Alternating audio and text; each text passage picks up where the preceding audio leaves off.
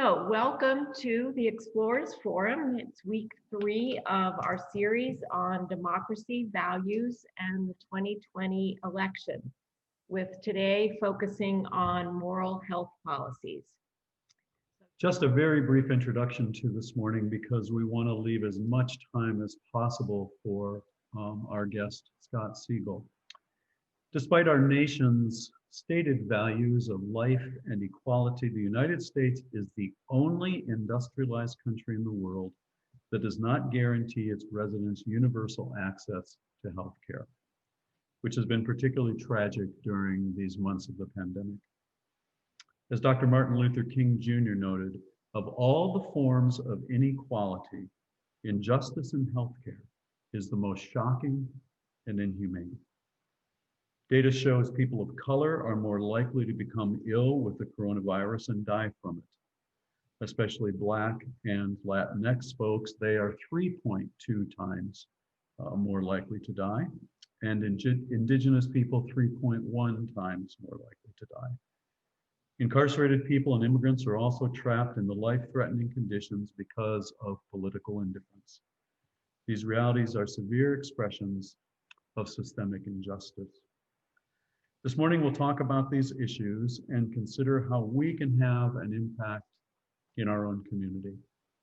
I invite you to join me as we begin in prayer for healing healthcare disparities, and this prayer comes from the Catholic Health Association of the United States. So let us pray together. Dear God, help us to be aware of the chasm in healthcare today, the disparity in care that results in worse outcomes for persons who are made vulnerable because they are unjustly kept outside the mainstream of community life. Help us to act for justice and to bring comfort and healing to those who don't sit at the table today. Help us to advocate for persons on the margins of society and to promote and defend human dignity. Bless our work and all those in our community who need our care. Amen. Thank you. So we are really fortunate this morning to have as our guest, Dr. Scott Siegel. It's thanks to recommendation by our good friend, Tim Rodden. Scott is a licensed psychologist and the director of population health and community-based research within the Value Institute at ChristianaCare. Previously, Scott served as the director of psychosocial oncology and survivorship at the Helen Graham Cancer Center and Research Institute. He's an adjunct associate professor at the University of Delaware and holds an appointment as a research associate professor at Thomas Jefferson University. Scott completed his bachelor's in psychology at Rutgers and his MS and PhD in clinical health psychology at the University of Miami.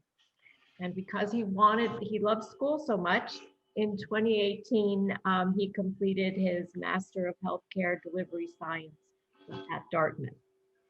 So Scott, thank you so much for being here today. We appreciate your giving up some time on a Sunday morning to join us. And I just remind everybody else, if you could mute yourselves, because we're going to listen to Scott, and then you'll have a chance to ask questions or make comments. Welcome, Scott. We're really glad you're with us this morning. Thank you. Thank you for having me. You can hear me okay? Yes, perfect. Yes. So just to start today, if you could tell us a little bit about your background and your current work, including a description of what the Value Institute does. We're all fascinated by that name. Okay. So yeah, I'm a psychologist by background, and I focused on working with people who are contending with a chronic medical illness. And in my case, I ended up really specializing in cancer. So for about a decade or so after I completed training, I worked primarily in the Helen Graham Cancer Center with people who were affected by cancer. It may be people who themselves had it or loved ones had it. And on the side, I would always sort of stay involved with some research. And then in the last few years, I really had a change of heart about how I wanted to spend my time.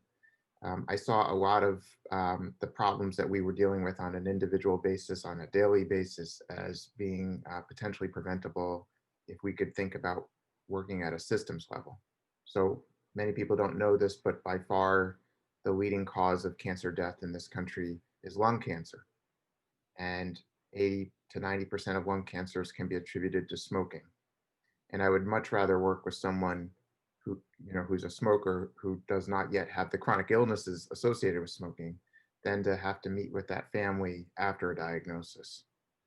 And so that shifting of my thinking started to happen the more and more I worked with patients, and the more heartbreak I really witnessed and felt like I needed to do better. And then it just became clearer and clearer to me. I mean, I knew the research, but I saw it day in, day out that the factors that are leading to serious illness and poor health overall are really um, disproportionately affecting certain communities. And we could see that here in Delaware, you could see that nationally, you could see that globally. And so I became more and more interested in thinking about certain communities that were most at risk. And these certainly overlapped with communities that were predominantly minority in terms of race and ethnicity.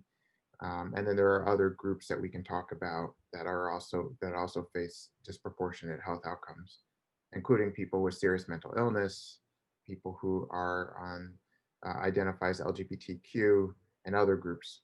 And so I really became very interested in thinking about working at that population level.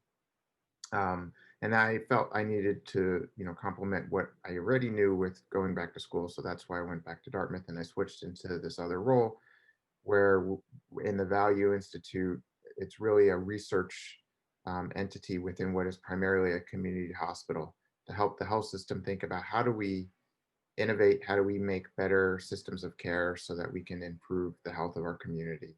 And there's something of a revolution happening in healthcare these days, where we're going from this more traditional, what we call fee-for-service model, where people show up in the clinic, they have a problem, you perform some service, and then you get paid typically by a third party, whether it's an insurance company or Medicare, to a new sort of way of thinking, a population way, where you're getting paid for outcomes, not just for doing things. And eventually, we're not quite there yet, but I'd like to think we're moving in that direction. Eventually get paid to keep people well in the first place.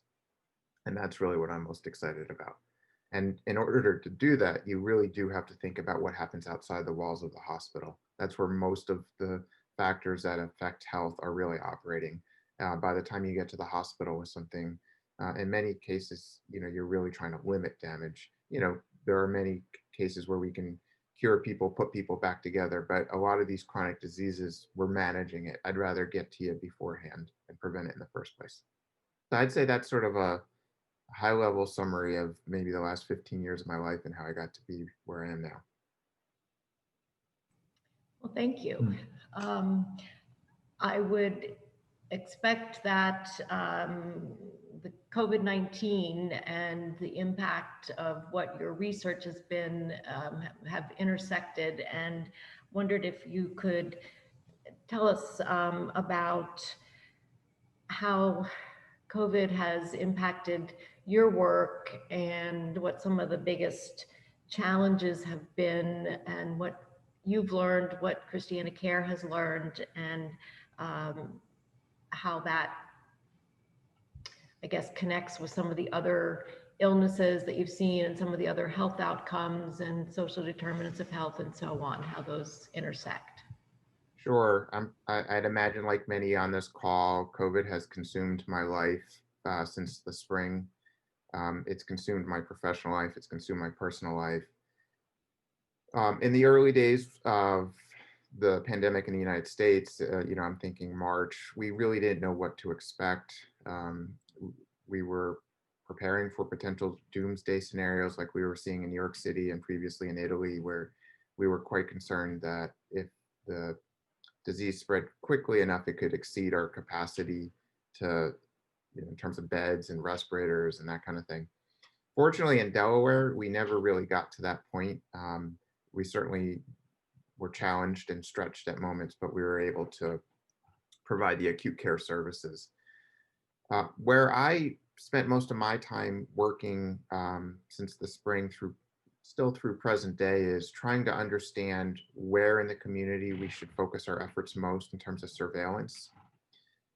As you can recall, early on, it was very, very difficult to get access to testing. We still aren't doing sufficient testing, although we've come a long way. And when I say we, I really mean this country. And so we became aware fairly early on that the disease was disproportionately affecting, again, the same communities I was talking about before, who face disparate outcomes in basically every category. I think one of the things that COVID did, compared to some of these chronic diseases, is it really exposed these disparities in real time. All the chronic diseases that we typically focus on, cancer, heart disease, other conditions, they take years and decades to develop. And it's quite hard to convey to people that things don't have to be this way, that they develop this way because of social factors and other factors that we could address. COVID-19, a year ago at this time, was not even a word. So we've witnessed in a year's time what can happen in terms of health disparities, what typically takes decades. And I think that's why it's so much more apparent.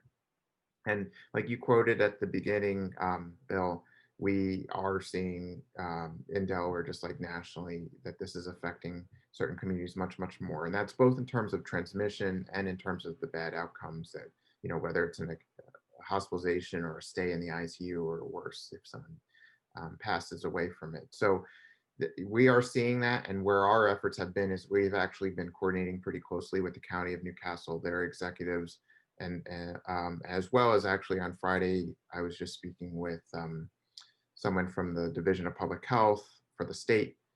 Where should we focus more, and what more can we do to contain this? I look forward to the day where we're not focusing on COVID, to be honest, but for now, it's pretty front of mind.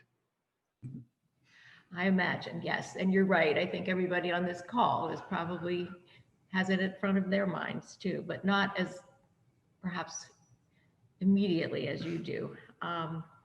As you know, this 5-week forum is focusing on democracy values and the election, and looking this week at moral health policy.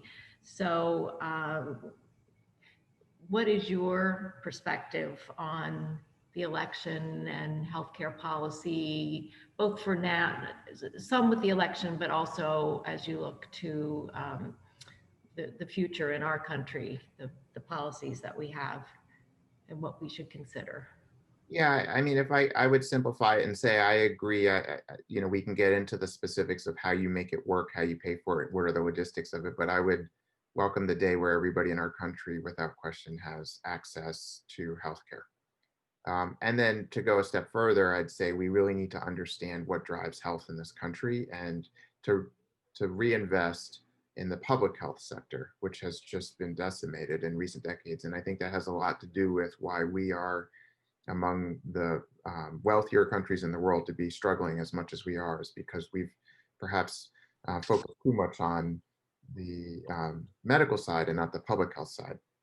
So I would say we need to do that and really look at how our policies, whether they be in housing or education, also are having disproportionate effects on health outcomes. That many times the most effective way to improve health is actually not through healthcare. But for those who find themselves acutely ill, I feel like there shouldn't be any additional challenge imposed on people. They should just have access. That's my personal, and I would say moral, stance on the issue.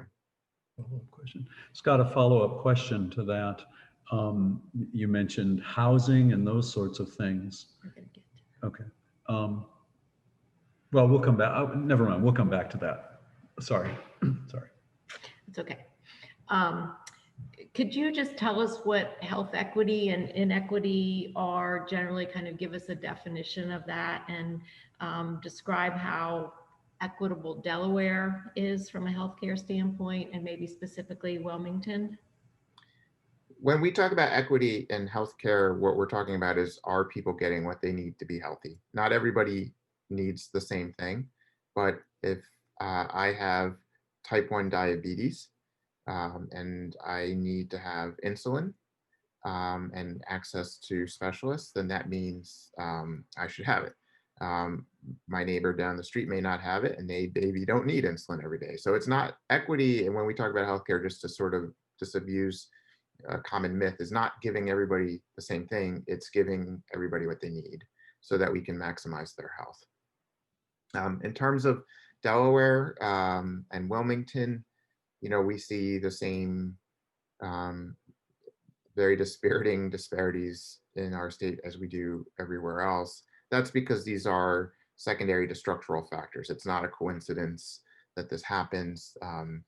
It's rooted in our history, and it's rooted in how policies have been made for decades, if not longer. And so Wilmington, we see, just within Newcastle County, we see a 20-year life expectancy difference, for instance, between certain neighborhoods in Wilmington from just a few miles up the road, Route 52, where people might live into, on average, their 60s, in some neighborhoods in Wilmington, and well into their 80s, and just a few miles up the road. So that's sort of the scale of it, and that's a very crude statistic. We can go down the road, or we can go down the line on a number of statistics. We can look at infant mortality. We can look at quality of life. We can look at number of some statistics. We use disability adjusted life years, so that tries to account for not just how long people are living, but what quality of life and what kinds of limitations are they having to deal with over time because of some chronic condition. So we could go systematically through, but it's the same pattern for whatever statistic you use, is just really significant disparities. Well, what do you think is the greatest barrier to longevity and well-being in Wilmington? Yeah, well, the things that take people's lives early, you can look at what are the diseases that people die from early, or what are the diseases that people have to contend with. And so there it's the usual. It's heart disease, it's hypertension, and liver disease, and kidney disease, and diabetes. I mean, all these things are the things that end up on people's death certificates. If you want to slice and dice things up in a different way, what are the things that cause these conditions to affect certain groups much more so than other groups? People have studied this quite extensively, and actually smoking is number one. Number 2 and 3 depends on how you categorize it, but it has something to do with how we eat and how much physical activity we get. Very closely following that is the use of alcohol and other substances. And so those are the potentially modifiable risk factors. And when you look at where people engage in behaviors such as smoking and substance use and poor diet and less physical activity, it's all concentrated in those same areas where we have much worse health outcomes. A lot of people then, in my view, mistakenly conclude, well, then it's a matter of personal choice, and maybe if we just educate people and tell people to behave better and take better care of themselves, then that might solve the problem. And that's a very tempting belief to buy into for a number of reasons. One, it absolves us of personal responsibility to be worried about someone else's behavior. We don't have to feel as bad for other people since it's their fault. But the truth is, we can look at every one of those behaviors and say that much of the environment is set up in a way to discourage those behaviors for some groups and encourage it for others. So for instance, smoking. 60 years ago, half the adult male population smoked. Today, overall in the country, about 13% of the country smokes. That wasn't by accident, and that wasn't because people all of a sudden became much more conscientious. It's because we did a lot of really good things at a public level. We banned advertising on TV. We didn't allow them to use cartoons to advertise to kids. We restricted who could buy it. We restricted where you could smoke. We raised taxes. All these things had really profound effects on smoking rates. Now, we didn't do those things as well in certain communities where smoking rates continue to be high.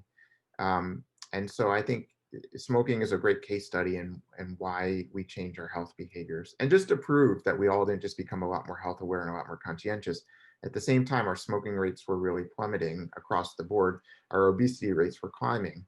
And all the things that we were starting to do right with regard to smoking, we were starting to do poorly with regard to diet. So, you don't have the same level of restrictions on advertising junk food to kids like you do with smoking, and the way we market foods to kids in grocery stores or even school lunches. And what gets subsidized in the food market and what doesn't get subsidized.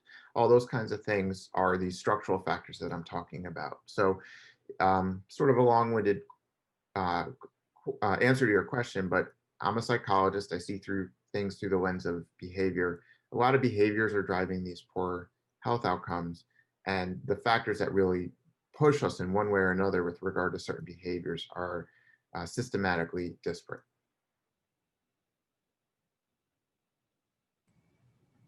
You and I, when we talked on Thursday and preparing for today, talked about what you feel is one of the most critical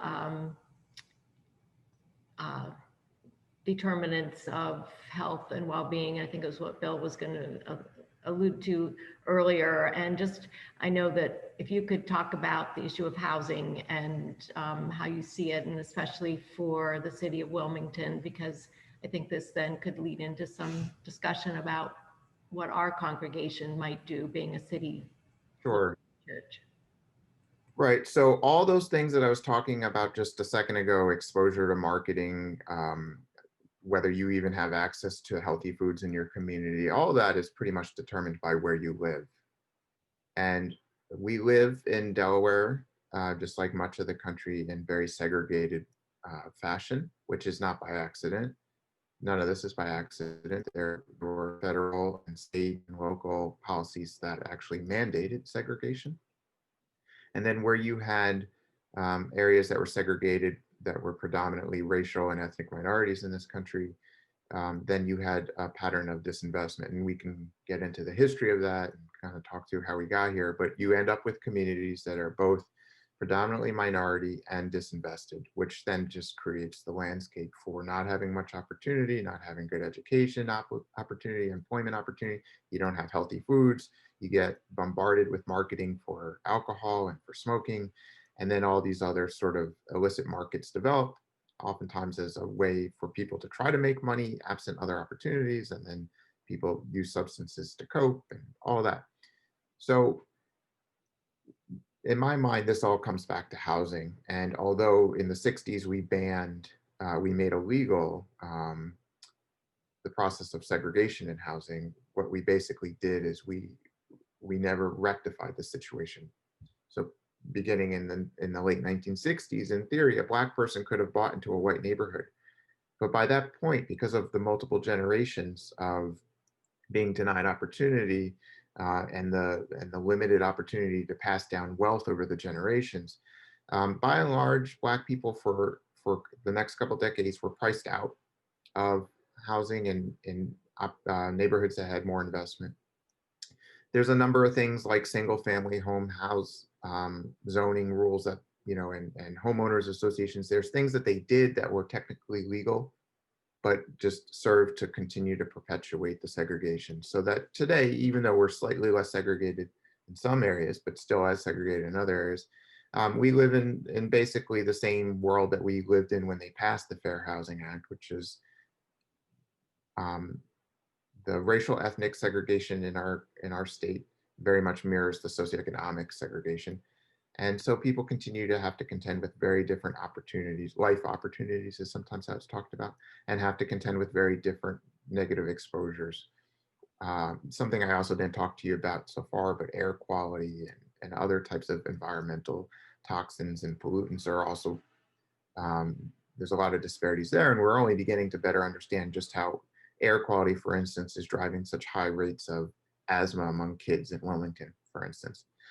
So yeah, I think the way out of this is to be very purposeful about not segregating opportunities and economic investment. So, to the degree that we do now, and to create some ways of bringing investment back into communities that have historically been denied that, allowing people the freedom to move about and choose the right community for them.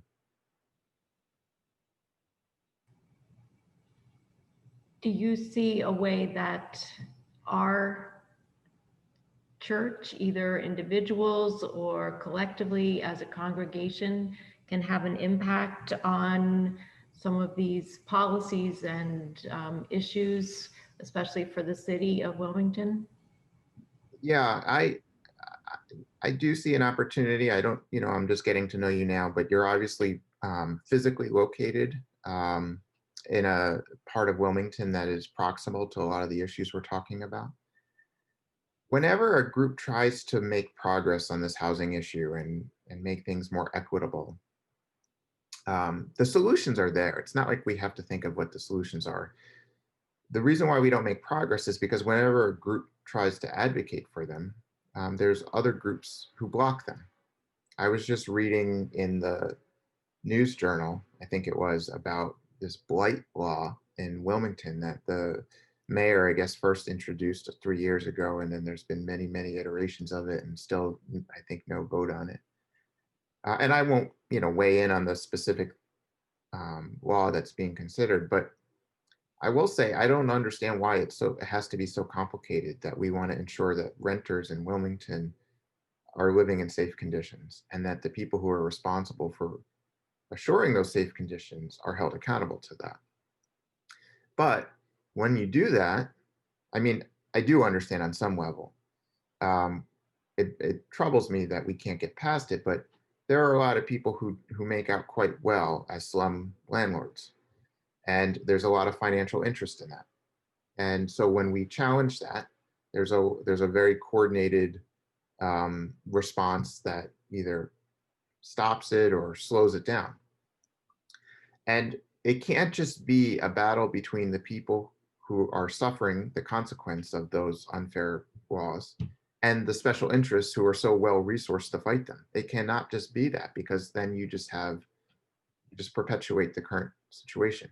It really requires people who are also well resourced, organized, who have a commitment to these issues, who are maybe not necessarily themselves directly negatively impacted by them, but are offended by the moral injustice of it and are willing to partner with these disenfranchised groups who are often just trying to survive the day and don't have the ability to attend community meetings or write to their representative, or let alone write a check to the representative so they can get more access or get a favor. So if, to the extent that your church is committed to these issues and has skills and resources that you can lend to it, I think you are positioned, so long as you're doing it to serve.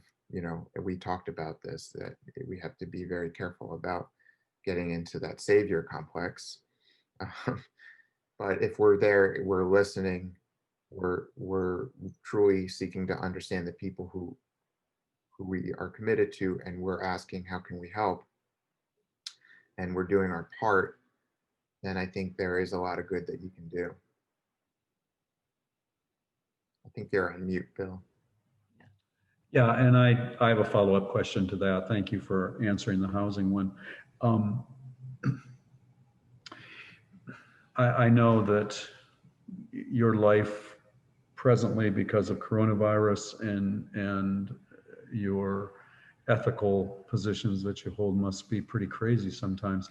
But is this something that we could call on you to give us some guidance on, this particular issue that you're talking about, in terms of the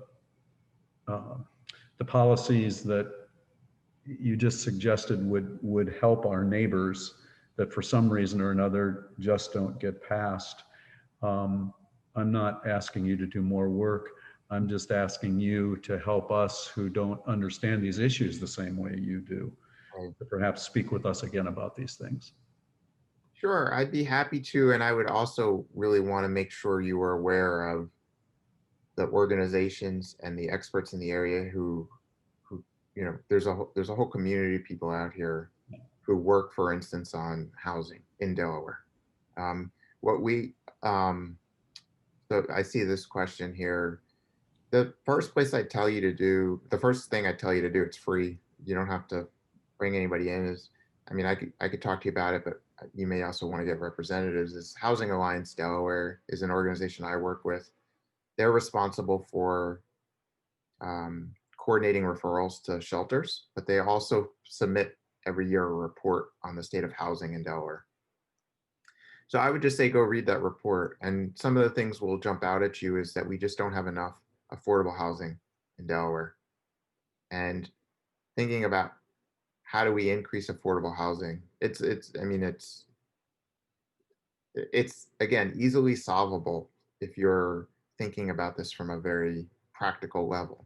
Some of it is we need more housing. Some of it is we need to find ways to take existing housing and make it affordable. And there's all kinds of programs and ideas about that. By the way, many of these proposals on a large scale are very much on the ballot in the presidential election.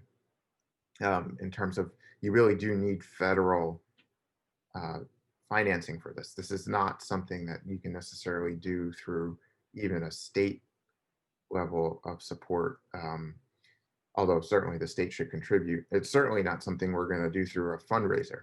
We're talking about a lot of money, but a lot of money to you and me, but to the federal government, actually not that much.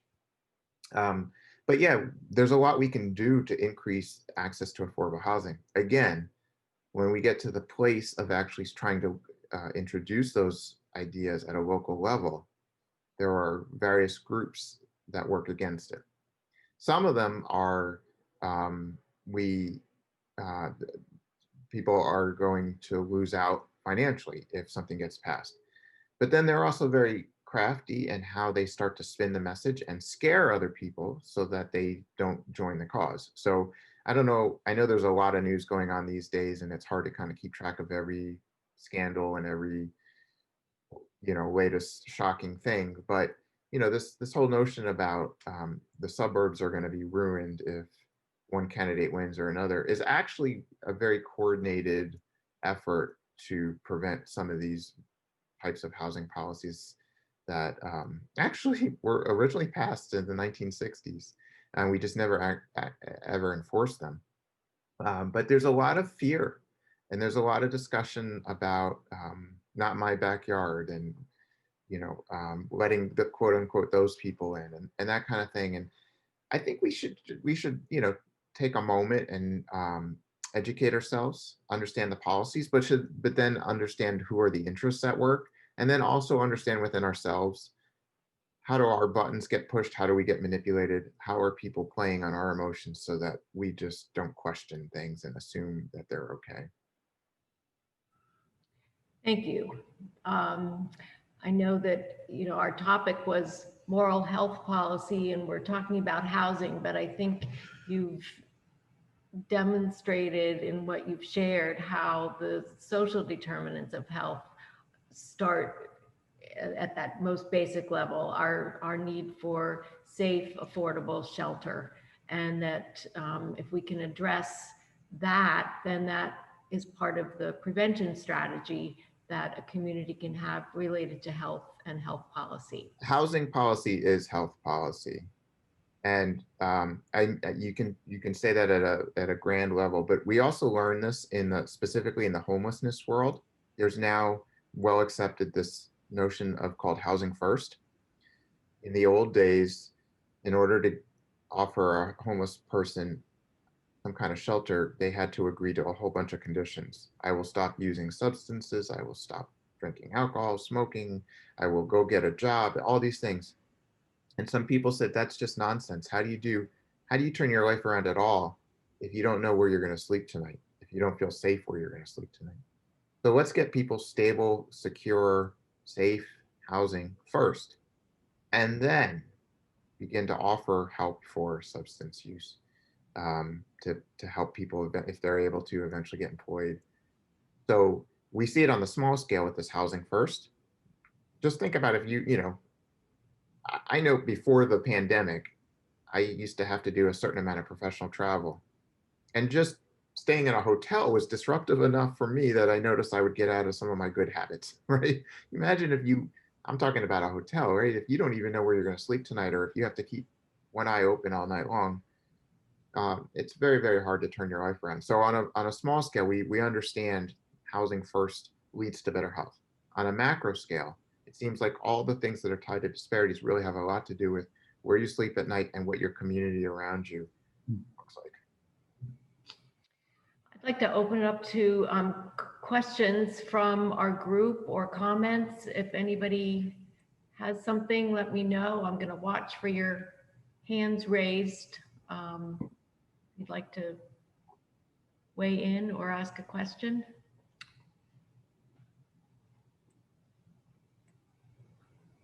Is anybody else having a problem with their audio? No. I've got a lot of static, so I'm going to cut out and try to log back on. Okay, Mac.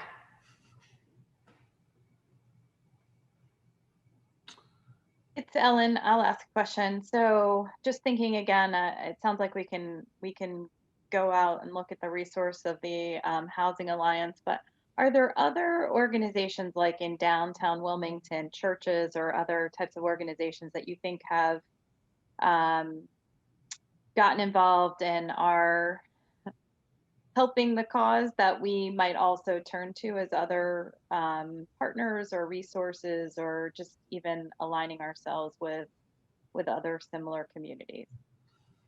Yeah, there's a very rich network of community-based organizations that focus on Wilmington specifically. And rather than rattle off a bunch of them, what I can do is maybe send you a list afterwards. And to be honest, a lot of them are, because they're Wilmington focused, they're organized and led by Black people and other people of color. And I think sometimes people who are white or who don't necessarily resemble them demographically think, oh, that I'm not welcome there, or my efforts wouldn't be appreciated. But I think, again, if we take a humble approach, we educate ourselves, we seek first to understand before trying to tell people what to do or offer solutions. If we do that, and then we listen to the folks running these organizations and say, how might I be of service? They'll answer and they'll let you know. And I think that's really what it's got to take. You know, it can't just be, you can't put all the burdens of addressing these injustices on the backs of the people who are disproportionately suffering from those injustices. I think it's very much our role for those of us who are in positions of privilege to find out how can we help those who are leading the charge. Yep. That list would be great. Why don't you just forward those to Sue and me, Scott? Sure. We'll make sure that we distribute them to the people in the congregation. I'll do that. I just, one detail, there's someone I work with who is very heavily involved hands-on in these organizations. So I could share some with you today, but I might just ask her, since she literally does this day in, day out, if she were gonna recommend a few, and specifically in health, what would she say? And then I'll pass that along. So I might get it back to you in the next couple of days. That's great. As I had shared with you, our church has provided a winter sanctuary on Saturdays in the cold months with Friendship House. And this year, we're not sure what we're going to be able to do because of the pandemic. Ellen, who just asked the question, is our lead on that. So we're definitely interested and concerned and want to be involved with this whole. Yeah. Actually, it's funny because you and we spoke on Thursday, right, Sue? And then Friday, I happened to be at a meeting with someone who I go to for money at the health system to fund some of these things. And it just came up that this Code Purple issue was a concern. And she said, yeah, she was aware of that. And I shared with her, I said, I think there's still an interest among the different groups that offer their space. It's just that people want to do things safely and they're just not sure and the guidance isn't there. So I can tell you at ChristianaCare that they're aware of that. And I think there's interest in getting some medical guidance to come out fairly soon. There's been some folks I work with who have done that routinely throughout the pandemic. But if you're connected with Friendship House already, I'd imagine that would sprinkle on down. But again, if I learn of something and we can stay in contact, I can share things with you. That'd be great. I see David Shalat's hand raised. So sure. My question is, what is the process by which we can ensure there are healthy food options in communities that don't have that as a possibility? How does that happen? The food option has been fairly complicated. So for a while, it took a good amount of work to make people aware that it's really not wise to criticize someone for the food choices that they're making when they literally don't even have good options available to them in their community. So that took a lot of work, and I think a lot of headway has been made there. And then I think there were a lot of very well-intentioned efforts to address that. Sometimes bringing in farmers markets or bringing in other sort of supplies of healthy foods, delivering healthy foods to certain families. And what we learned is that it doesn't necessarily, unfortunately, it's not as simple as that. That people make food choices for all kinds of reasons. One of which is you have to have the option to choose a healthy food, to be able to eat a healthy food, but while that's necessary, it's not sufficient. So this is one of those things I can tell you in the research world gets a lot of attention. What are the best models of improving access to healthy food that are sustainable, that are scalable? And I think one of the early mistakes that again, very well-intentioned groups and organizations made was they assumed they knew the answer. And I think what we're learning is we have to really be quite sensitive to the community's perceptions and their needs. So, we wanted to bring in really healthy food, but we weren't being culturally informed about how people eat in their community, and we weren't providing foods that people were familiar with. People have to learn how to prepare those foods. That takes time. So I think there's many other more interesting models that are emerging, and there are some organizations right in Wilmington working on this. So stuff like providing camp opportunities to Wilmington kids so that they can learn where food comes from and learn how to prepare the food. Some of the work I've been involved with is thinking about, where do people actually go shopping on a daily basis, and can we make healthier food available in those places versus trying to set up different destinations. So I'd say this is very much unfolding. And again, I'd kind of go back to what I said before is if you're really interested in that issue, that there are organizations working on that Wilmington, and I think that would be a great place to start, is to connect with them. Then there's just the basic question of people are hungry and they don't have anything to eat, and what do we do with food, thinking about food banks and that kind of thing. So those are sort of two different issues: people making poor choices even if better choices might be available, and people who just don't have enough food to eat. And certainly there's ways to support your food bank and other agencies that try to just get food to people who don't have enough, which through this pandemic has intensified as an issue. I think probably the easier thing to do is get food to people who don't have enough to eat. But for those who want to make a longer term commitment towards improving the types of food people are able to access and do eat, then again, I'll include on that list some of those organizations who are doing that work. That would be great. Thank you. David Teeger, you have your hand up. So if you have a question. Yeah, Scott, thanks so much for a really engaging presentation discussion. I've worked in global public health for a number of years, and many of the things that you talked about, especially the white savior syndrome that apply globally, still interesting how they apply locally. And you may not know that we just finished a 3-week series in this forum on white privilege and racial reality. So this dovetails really nicely. Just one of the thoughts that I had is that our church, this has all got to be, post-COVID, but our church did a renovation of its lower level and basically installed a teaching kitchen. And I wonder if there might be some way to reach an underserved audience separate from the underserved audiences that we're already reaching toward for use of that kitchen to help people with learning how to cook healthier foods. Or are there other institutions in the area that we could coordinate with on that you know of? Yeah, I think if you connect with one of these organizations and you offer your space and other types of service, if they're interested, that might be a way to go. I'm going to defer to the people who work on this. I find the food work very complicated because I have no problem buying healthy food. I have a kitchen. I know where I'm going to sleep tonight. And, could I eat better? Sure.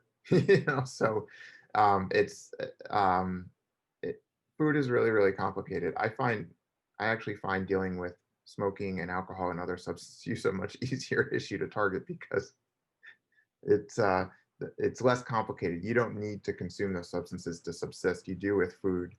But I would say, it's worth doing. Clearly, there are very big differences in different communities and how people eat. And you see that in childhood obesity rates. You see that in terms of type 2 diabetes. And we used to call it adult onset diabetes, but they got away from calling it that because we started to see it earlier and earlier in life. So yeah, I think we have a lot to learn how to do this better. And we need to pay attention to that evidence. But again, I think starting with educating ourselves and finding out who's working on this and asking how can we be of service is a great place to go. And it sounds like you're already thinking way ahead on that. And so I'll be sure to make sure that the people I talk to make sure I have a good list for you are aware that you're even working in the space too. Scott, thank you so much. We're at the end of our time. It always goes so quickly, and you have been so open and accessible, and really appreciate the information that you've shared. And I know for myself, it's been inspirational as well as informational. And I think that's probably the case for others on the phone, that we really have a passion to try to make a difference, but we need the knowledge that goes along with that. And we need to look at ourselves and what our own motivations are. And I think you've helped us start that process. So thank you so much for joining us, and look forward to future contacts.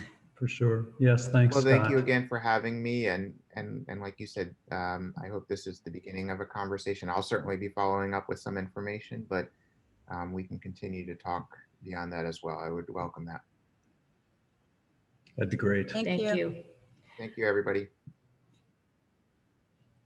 We have our last, just if you want, just to see our closing prayer, we'll have Bill share that, but you can do it along with us if you want from home.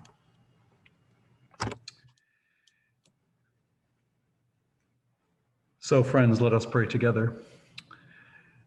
Lord, make me an instrument of your peace. Where there is hatred, let me sow love. Where there is injury, pardon. Where there is doubt, faith. Where there is despair, hope. Where there is darkness, light. And where there is sadness, joy.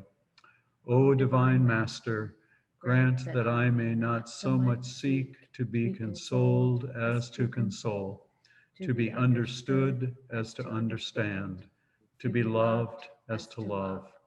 For it is in giving that we receive, and it's in pardoning that we are pardoned, and it's in dying that we are born to eternal life. Amen. Thanks, friends. Thank you.